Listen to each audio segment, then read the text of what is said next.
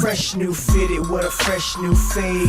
Fresh new morning, what a fresh new day. Fresh new jeans. All right, welcome back to What's Trending Now with T. Washington on My Voice TV. Now, today's trending topic is Donald Sterling and the NBA players. Really, did the NBA players do enough?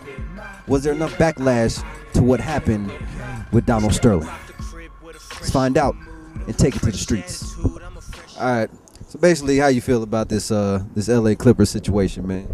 Well, really, I just heard about it this morning on the news, right? And I feel like it was wrong, you know. But at the same time, the world we live in, everybody talk like that. But that don't make it right. You know what I'm saying? It was definitely wrong. So, I mean, that's my opinion on it. If you worked for someone that you know is racist, what would you do? What would I do?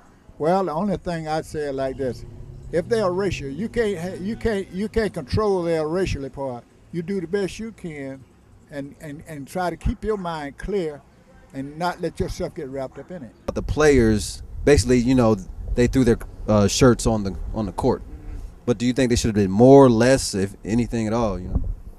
Well, I know they have to keep feeding the families and play. You know what I'm saying? They have obligation to play. But on the same note, you know, I think taking off their shirts is just enough, you know, to handle the situation.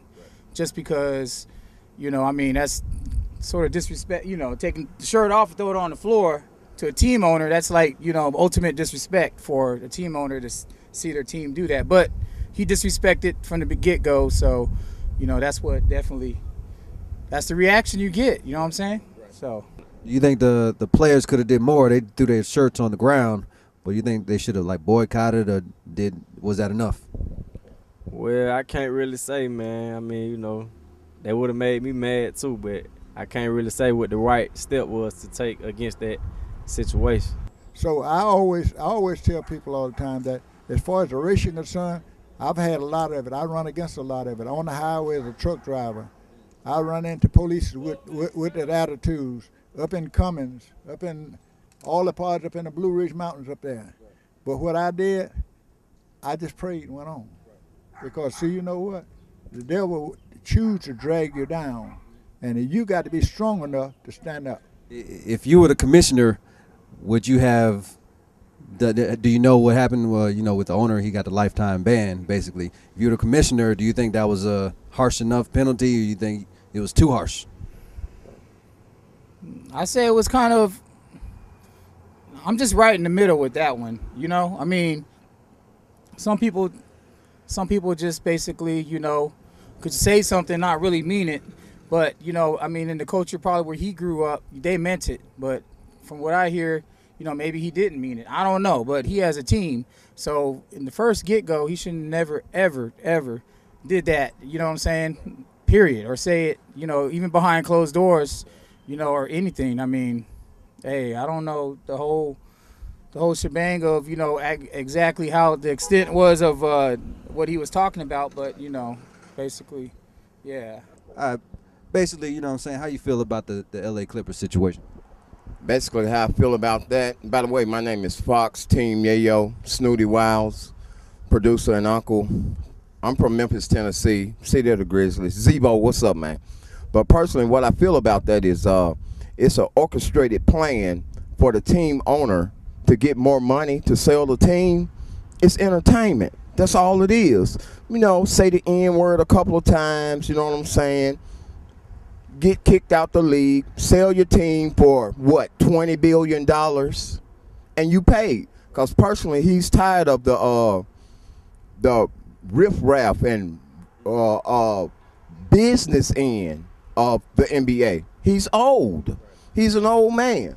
So he's making a calculated plan, just like the Kennedys did. And you heard it first from Fox. Being racial myself, it's just like, you know, hey, you know, I'm on both sides of the fence. I kind of hear it from both sides, you know, wherever I go, just because of my skin color, you know, and, you know, it's disrespectful, period. So, yeah, I'm not about that. So basically, if you were one of the players, what would you have done? Well, that's a tough question right there. I ain't no telling, man. Ain't no telling. Because that's a tough statement he made. So, I don't know. I probably would have boycotted. Yeah. But let them know that you're not going to be walked on. And you let them know how you feel, no matter what they think of you. Because, see, we have it among our own races. It's just not white. It's black and white. All the racially stuff, I look at them, and I often think about, if as long as they don't put their hand on me, we're going to be all right. But I'll tell you right quick what I got to say. And it's up to you to accept it. All right, was Donald Sterling's punishment acceptable? I don't know. But what I do know is we all have a voice, so use it. And here's what I want you to do. You can go to YouTube, subscribe to our page at My Voice TV, or like us on Facebook at facebook.com/MyVTV. Hey! Also, the song you're listening to right now is by an artist named General Heat. Go to that link right there and check them out. Also, you can check me out at twashington.com. Until then, I'm T. Washington. Got my eyes on the prize and I know what I see. I tell them, look at me now, look at me now, look at me now, look at me now, look what you made me.